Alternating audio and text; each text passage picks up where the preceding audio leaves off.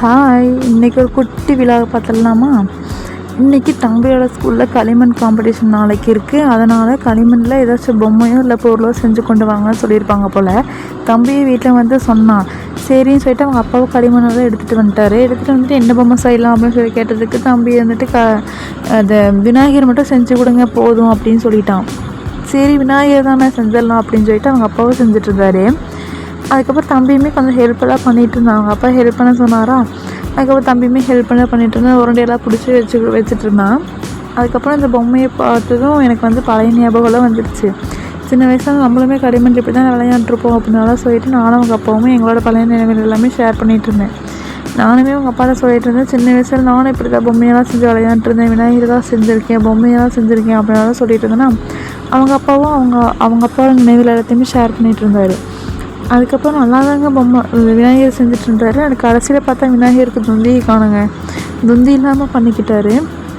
அப்போ நானும் கிண்டல் பண்ணிக்கிட்டே இருந்தேன், என்ன துந்தி இல்லாமல் இருக்குது விநாயகர் அப்படின்னு சொல்லி சொன்னதுக்கு அவங்க அப்பா துந்தி இல்லாத விநாயகர் அப்படின்லாம் சொன்னார்.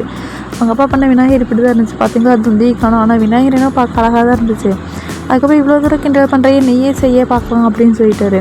சரி, எனக்கு தெரியாதா, நானே செய்யணும் பாருங்கள், ஜனனியா கொக்கா அப்படின்னு நல்லா வீரவசனமெல்லாம் பேசிட்டு செஞ்சேன். விநாயகரெல்லாம் நல்லா தாங்க வந்துட்டு இருந்துச்சு. ஆனால் கடைசியில் எல்லாமே பிடுங்கிட்டு போயிடுச்சு.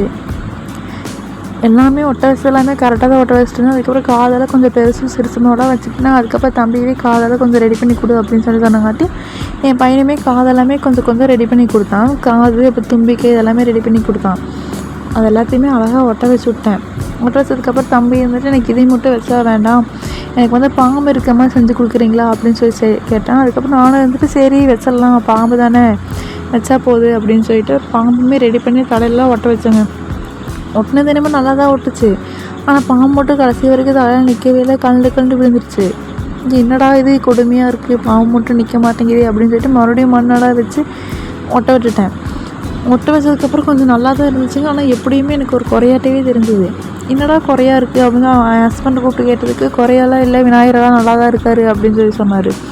அதுக்கப்புறம் எனக்கு மனசே கேட்கல, ஏதோ ஒரு குறையாவே இருக்குதே அப்படின்னு சொல்லி பார்த்தா பாம்பு மட்டும் தலையில் வச்ச பாம்பு மட்டும் பெருசாக இருந்தங்காட்டி தான் நிற்காமல் போயிருக்குமோ அப்படின்னு சொல்லிட்டு பாம்பையும் மறுபடியும் சின்னது பண்ணி மறுபடியும் ஒட்ட வச்சேன்.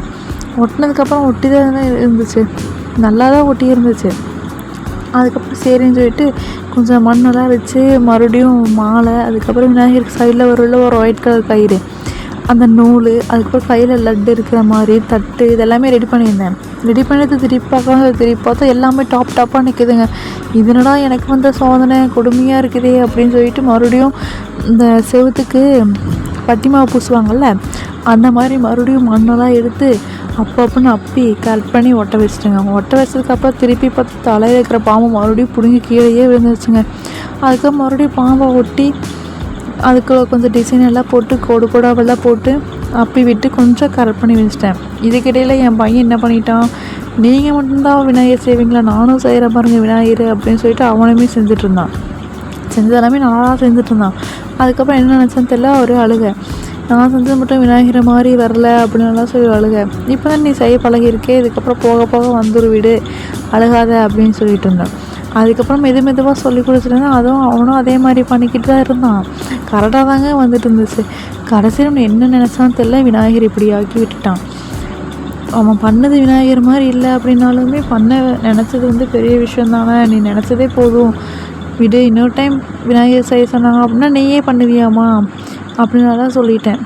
அவன் சொன்னதுக்கப்புறம் சரி ஓகே, நானுமே இந்த விநாயகருக்கு நான் ஹெல்ப் பண்ணுவேன் அப்படின்னாலாம் சொல்லிட்டு இருந்தான். சரி நீயுமே ஹெல்ப் பண்ணி, இப்போ நீ தானே ஹெல்ப் பண்ணிகிட்ருக்கிற அப்படின்னாலும் சொல்லி அவனை சமாதானப்படுத்திட்டு விட்டேன். அதுக்கப்புறம் நான் பண்ண விநாயகர் இப்படி தாங்க இருந்துச்சு. இப்படி மட்டும் இருந்தால் பத்தாது, கொஞ்சம் கலர் எல்லாமே பண்ணலாம் அப்படின்னு சொல்லிட்டு நான் கொஞ்சம் கலரு, என் தம்பி கொஞ்சம், அதுக்கப்புறம் என் ஹஸ்பண்ட் கொஞ்சம், என் பையன் கொஞ்சம் கலர் எல்லாமே கொடுத்துட்ருந்தோம். கொடுத்ததுக்கப்புறம் பார்த்தா வேட்டியை மறந்துட்டேங்க. என் ஹஸ்பண்ட் இவ்வளோ தூரம் வீரவசனமெல்லாம் பேசினே விநாயகருக்கு வேட்டியை காணும் அப்படின்னு சொல்லிட்டு எனக்கு ஒரே அவமானமாக போச்சு. என்னடா அது வேட்டி இல்லாமல் போயிடுச்சு அப்படின்னு சொல்லிட்டு மறுபடியும் ஒயிட் கலர் எல்லா கலரும் வச்சு வேட்டியெல்லாம் போட்டிருந்தேன்.